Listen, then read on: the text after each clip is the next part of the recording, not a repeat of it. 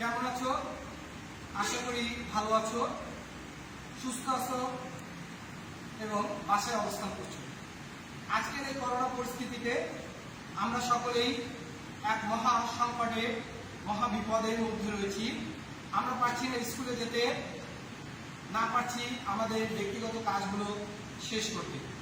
তো আমরা যেহেতু স্কুলে যেতে পারছি না, সে কারণেই আজকে এই অনলাইন ক্লাসে আমি Sushanta Kumar Das, instructor Yousuf Barishal technical school, Kashipur, Barishal.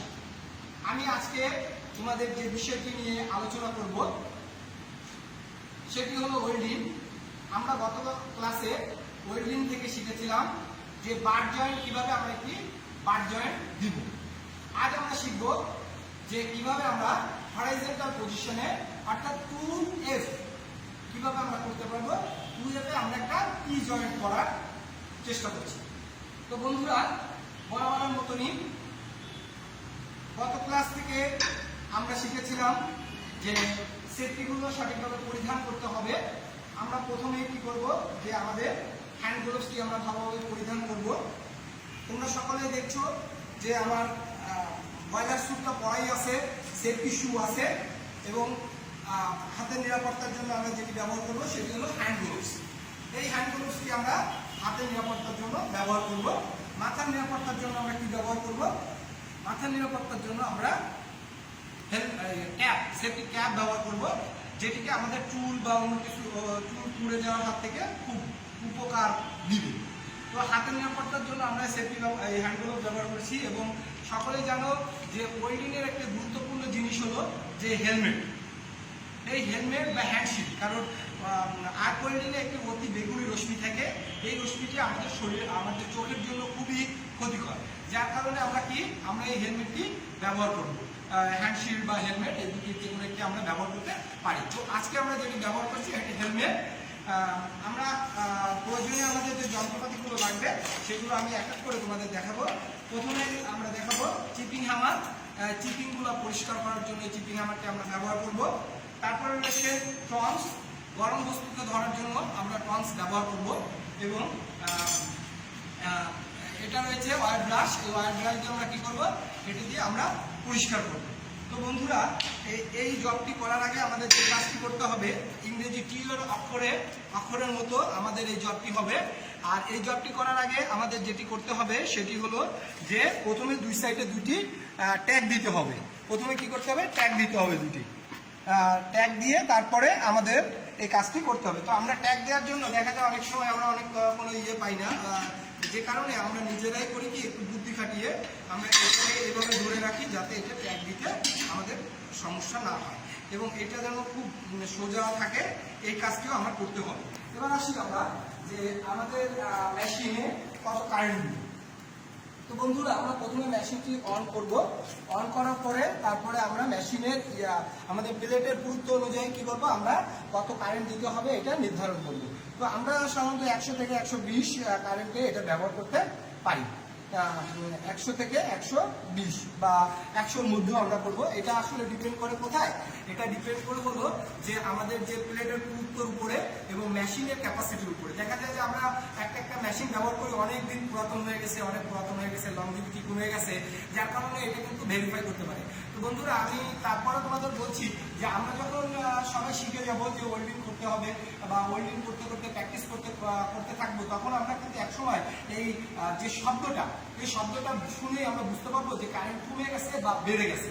তো আসলে এবার আমরা করি, আমরা আমাদের কাজটি সম্পূর্ণ করি। প্রথমে দেখো যে আমরা একটি হ্যান্ড ওয়েল্ডিং ইলেকট্রোড হোল্ডার আমরা নিয়েছি এবং এর সাথে আমাদের এই ইলেকট্রোডটি আমরা এইভাবে আমরা ইলেকট্রোডটি অ্যাঙ্গেল করে, এবার অ্যাঙ্গেল করে, যেহেতু হরাইজন্টাল পজিশন সেহেতু আমরা অ্যাঙ্গেল করে এটাকে আমরা সেট করতে পারি।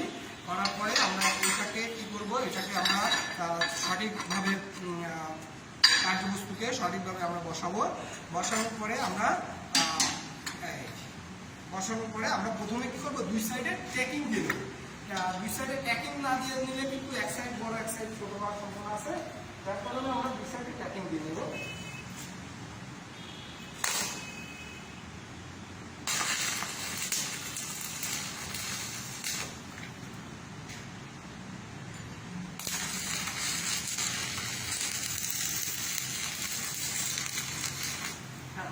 দিয়ে নিয়েছি।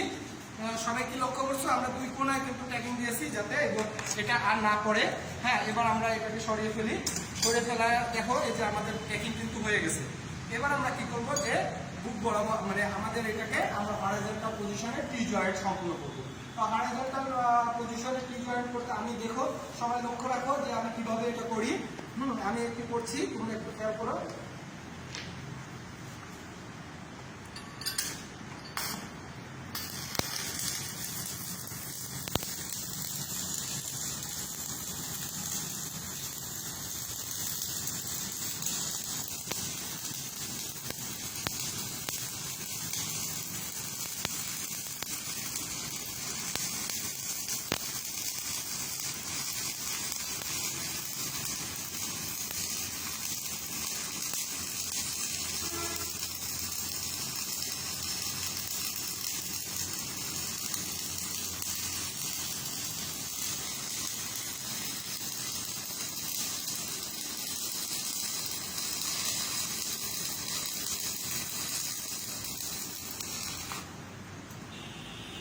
হ্যাঁ, আমরা এইভাবে করলাম।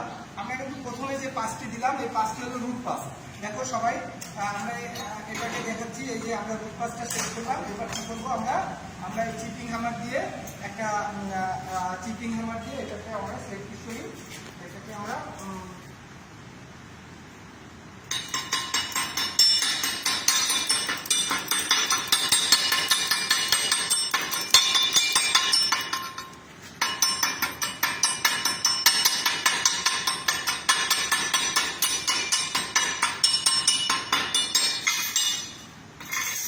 এটাকে পরিষ্কার করে নেব।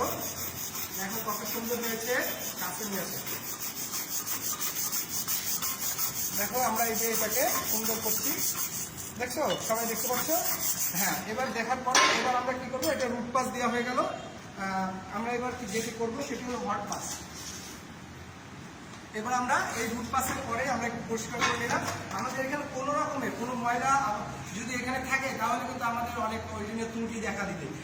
এ কারণে কিন্তু আমরা কোনো রকমের কোনো ময়লা যেন না লাগে সেই ব্যবস্থা করতে হবে এবং সুন্দর করে পরিষ্কার করতে হবে। হ্যাঁ, অনেক সুন্দর করে পরিষ্কার করতে হবে যাতে কোনো রকমের কোনো ময়লা আবর্জনা না লাগে এবং ছোট ছোট করে আস্তে আস্তে পরিষ্কার করতে হবে। এবং এই যে এগুলো সব উঠিয়ে ফেলতে হবে। হ্যাঁ, সুন্দর হয়েছে। এবার আমরা দেখবো যে রুট পাসটা দিলাম, প্রথম যে পাসটা দিব ওই পাসটাকে আমরা রুট পাস বলবো, দ্বিতীয় পাসটাকে আমরা ক্যাপিং পাস বা কভার পাস বলবো।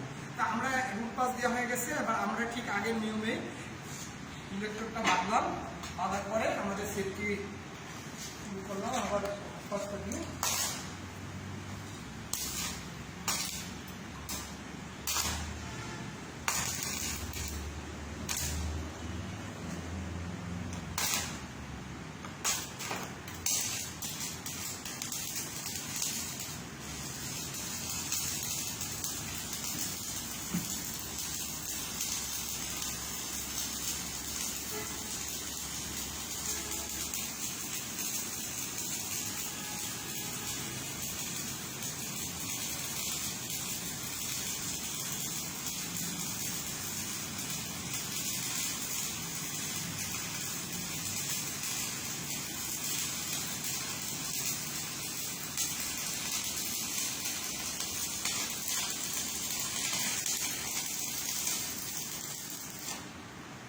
হ্যাঁ, সুন্দর আমাদের হট পাসটা হয়ে গেল।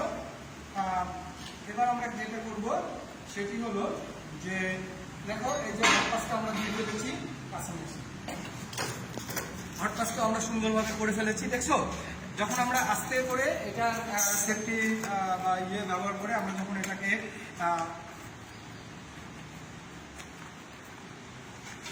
কাজ করব তখন আস্তে আস্তে আমরা এটাকে আস্তে আস্তে আমরা পরিষ্কার করে ফেলবো। এভাবে দেখো সুন্দর হয়েছে। হ্যাঁ, সুন্দর হয়েছে। এবার আমরা কি করবো, অয়েল ড্রাইকে আমরা এটাকে পরিষ্কার করবো। তো আমাদের এইভাবে কিন্তু আমরা একটা টি জয়েন্ট সম্পূর্ণ করতে পারি। এই টি জয়েন্টটা সম্পূর্ণ হয়ে গেল। আমরা এটা ঠান্ডা করে আমরা এটা জমা দিতে পারবো স্কুলে বা যে কোনো কাজ করতে পারবো। তা বন্ধুরা, কেমন লাগলো ক্লাসটি? আশা করি সকলের ভালো লেগেছে আর কিছু শিখতে পেরেছো। যদি তোমাদের কোনো ইনকোয়ারি থাকে তাহলে অবশ্যই আমাকে জানাবে। আর এই প্রসঙ্গিক আরেকটি কথা তোমাদের বলতে চাই যে তোমরা সকলে এই করোনা পরিস্থিতিতে বাসায় থাকবে, নিরাপদে থাকবে, সুন্দর থাকবে। কারোর কোনো রকমের কোনো অসুবিধা হলে উনি ডাক্তারের শরণাপন্ন হবে। আর অপ্রয়োজনে কেউ বাইরে যাবে না। যদি কোনো কারণে তোমাদের বাড়ির প্রয়োজনে যদি তোমাদের বাইরে যেতে হয়, তাহলে বাইরে থেকে এসে ভালো করে হাত সাবান দিয়ে অন্তত 10 সেকেন্ড সুন্দরভাবে 20 সেকেন্ড নিরাপদের সাথে তোমরা হাতটি ধুয়ে ফেলবে। এই পর্যন্ত আজ। সবাই ভালো থাকো, সুস্থ থাকো, সুন্দর থাকো। সবাইকে ধন্যবাদ।